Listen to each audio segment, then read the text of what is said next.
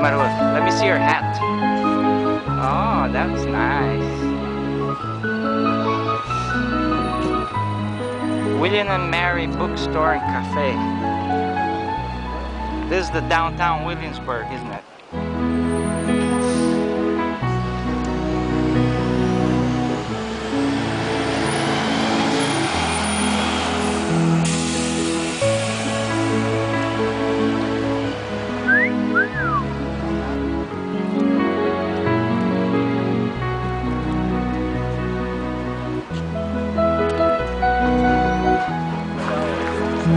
Your best way is to go straight down this way. Shall we leave by example? What are you supposed to be? Sorry? What are you supposed to be in the play? We are gentlewomen of the city. Of the city, huh? Yes. Very nice, thank you. Just straight down this way, friends.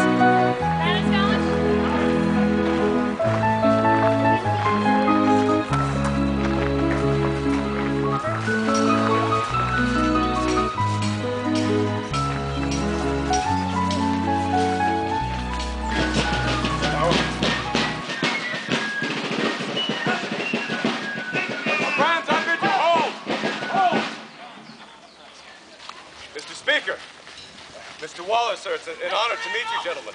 We were expecting Mayor Dixon in the...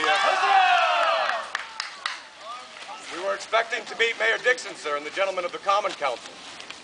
Captain Lillis, might I inquire, sir, as to what exactly you think you're doing? Sir, as I said, we were not expecting to have the honor of meeting you, sir. We were expecting Mayor Diggs and the Common Council. The mayor has drawn up a petition that demands the governor return the powder immediately. I'm sure you heard, sir, that this last night it was stolen by Marines. Of course I have heard, Innes, but you, all of you, are committing a most grave error. Just cast your glance upon the palace roof. Do you suppose that Governor and Captain Foy are discussing how pleasant the weather has been until late? Sir, he will be forced to return the powder once he sees that the people... Forced to return the powder, Innes? By nightfall, every sailor and marine on board His Majesty's ships anchored nearby will be in this city. And within weeks, British regulars will be patrolling our streets. And you, Innes, will be apprehended, taken to England, tried for treason and sedition, and hanged.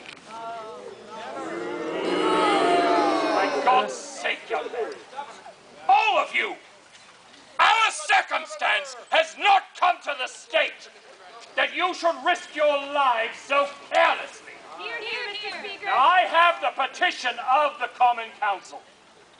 Mr. Waller and I will take it to the governor, and we will attempt to persuade him to reconsider the removal of the gunpowder.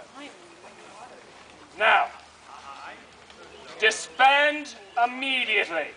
Mr. Speaker, are you certain I you wish us to insist escort upon it, sir. Sir, would it not be advisable that we escort you? Are you certain you do not wish us to escort you? I have never been more certain of a thing in my life. We want satisfaction.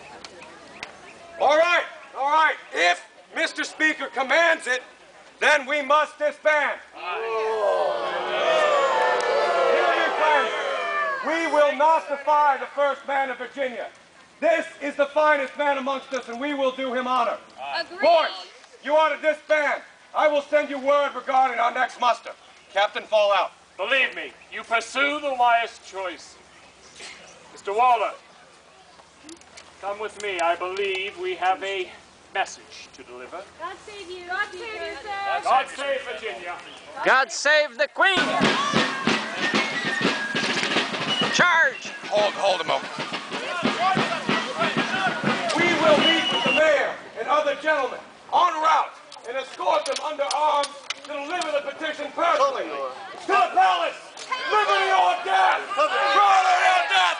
Forward, gentlemen! Stand up for your rights! Yeah! Go, move!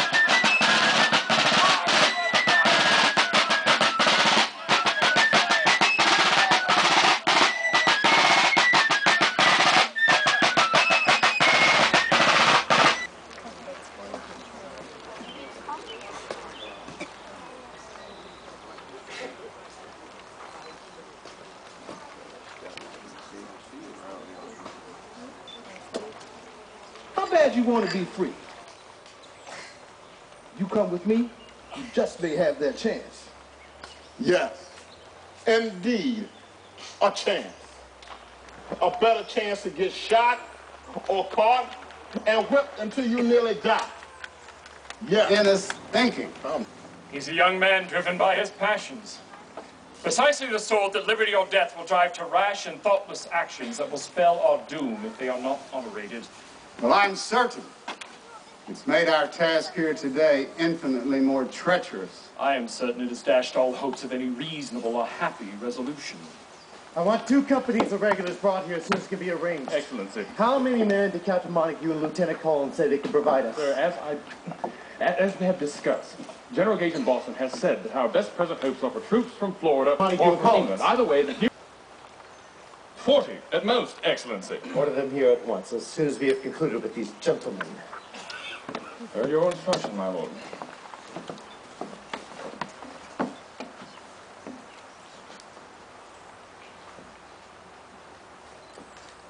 Mr. Speaker, I make every apology if I give the appearance of being in a stupor or a fog. But it seems I have just awakened from a nightmare. I just dreamt that I stood on my balcony and witnessed a body of armed men intending for my house, sir, with the purpose to massacre me, my family, and every person found giving me assistance. So powerful a dream, sir, that it has awakened me in a most horrid fright. Have you had the like, sir? So real and so horrible a dream that has shaken you to your very soul with its vividness? Mr. Randolph, it would provide my mind the greatest ease if you could assure me, sir, that it was but a dream, and that I have now awakened from it, and all worries and fears that I've known from it have now passed. What in God's name, sir, explains what I witnessed if it were not a dream? As regards the gunpowder, Excellency, I have... What of gunpowder, sir? What of gunpowder? My Lord Governor, I have been asked to present a petition, most humbly conceived by the corporation of the city, inquiring of any advices regarding the removal of the gunpowder from the public storehouse in the still dark hours of this morning. On my order, Mr. Randolph, the powder was removed on my order. Has there not prevailed of late throughout this entire country apprehensions of an intended insurrection of the slaves? Have they not been seen in large numbers at nighttime, milling about the magazine? You must admit that it is a very insecure depository. I chose the night as a proper season because I know the tempers of the times and the misinterpretation of my design which would prevail if the thing should be known. Acting under these motives, I certainly rather deserve the thanks of this country than their reproaches. I believe, Excellency, that this concern regarding the removal of the gunpowder is born precisely from those fears of a slave rebellion that now grow among the people. Now, their petition begs leave to present to your Excellency that as this magazine was erected at the public expense of this colony for the safekeeping of munition and arms, well, they humbly conceive it to be the only proper repository to be resorted to in times of imminent danger. Under the authority of the Crown, I, sir, am the only constitutional judge of what manner the munition is to be disposed of and for what end. It is your Continental Congress and your committees of safety under the specious appearance of defending your liberties that have taken advantage of these unhappy ferments in the minds of your fellow subjects and prosecuting these dangerous designs to oppose the prerogative of the king. I beg pardon, my lord, and do humbly submit, knowing that his modesty will prohibit the admission of it. But, sir, were you yourself not just witness to the intervention of Speaker Randolph, his exertion to remove any threat of hostility from this house? I thought that you might recognize that... In a timely and fortuitous intervention, it was Mr. Waller. But that does not excuse these incitements induced by these illegal assemblies that have so arrogantly and thoughtlessly called to question the authority of the king and his government. All right. You, Mr. Randolph, are their president, are you not? And you must therefore bear responsibility for their malevolencies. My Lord Governor, with nothing but the greatest affection that I bear towards your person and respect to your office, with all humility, I must affirm that my mission here at present requires that I refrain from comment from the broader issues that now so much disturb and sadden us.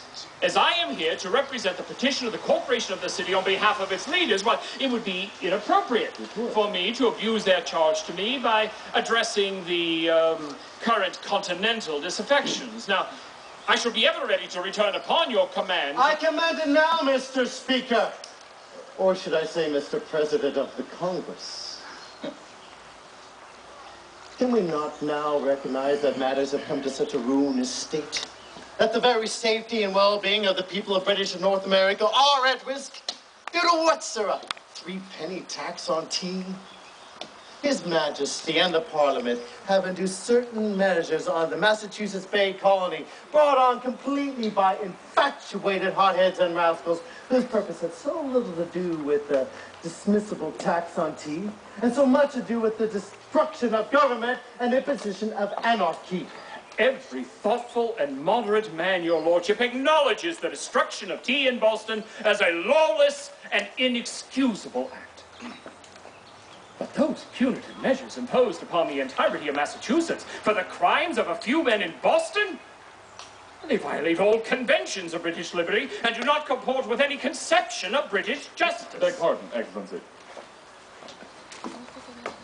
But your resort, Mr. Randolph, to regain justice is to foster rogue military companies that threaten violence against the king's authority? No, Captain. My resort, in concert with other moderate men, is to exercise our rights as free Britons by peacefully petitioning our sovereign for redress of grievances. Captain Floyd, from our earliest charters, the rights of British colonists to the same privileges, franchises, and immunities held by free men in any part of Great Britain have been recognized and upheld by every British monarch for 160-some years. These measures imposed upon Massachusetts, they are an egregious violation of those... Be very careful, Mr. Waller, not to proceed to treasonous language in our presence. Your Excellency, the endeavor of Mr. Waller, myself, and other men disposed to reconciliation will always be to remonstrate peaceably.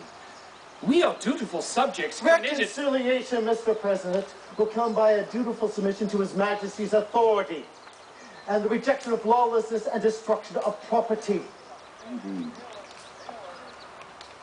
My Lord Governor, while a heightened fear of a slave rebellion motivate our immediate concern regarding the gunpowder, many of my countrymen cannot help but see its removal in light of the knowledge that you and all the other colonial governors have been ordered by the ministry to secure all stores of powder and weaponry. As we have received no acknowledgement of our petitions regarding Massachusetts, there is a strong persuasion that there is now a concerted and systematic effort at work to disarm us. Again, respectfully, another apparent dismissal of constitutional prerogative. Now, if you might see fit to return the gunpowder to the magazine, or render assurances as to when this may be accomplished, well, I am certain the news will come as welcome relief and do so much to assuage their fears.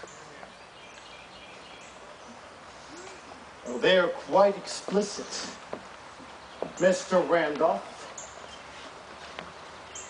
Considering ourselves as guardians of the city, we therefore humbly desire to be informed by Your Excellency upon what motives and for what particular purpose the powder has been carried off in such a manner. And we earnestly entreat Your Excellency to order it to be immediately returned to the magazine.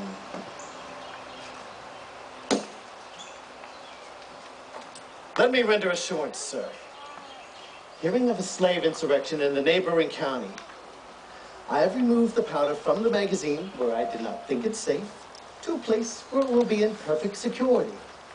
Upon my word and honor, hearing of any insurrection, it shall be delivered in half an hour. But let me further assure, sir, that I swear by the living God that if a grain of powder is burnt to Captain Foy or any of His Majesty's officers under arms, or if any insult or injury is offered to myself, my family, or any members of my household, I will declare freedom to your slaves. I will put a firelock into each one of their hands, and I will reduce the city of Williamsburg to ashes!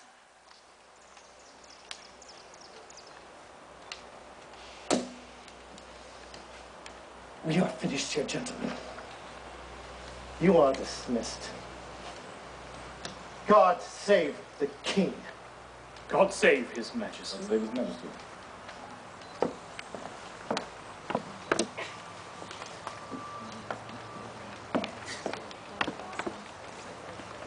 Most regrettable day, is it not, Speaker Randall? Come, Mr. Waller. I believe we have a message to deliver. Indeed.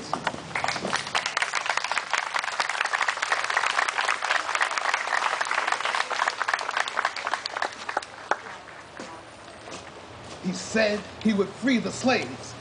He said he would give us guns. That is what he said, is it not? You best keep that to yourself. Don't be foolish and spread that about. He was angry. He couldn't have meant that. I know what I heard him say.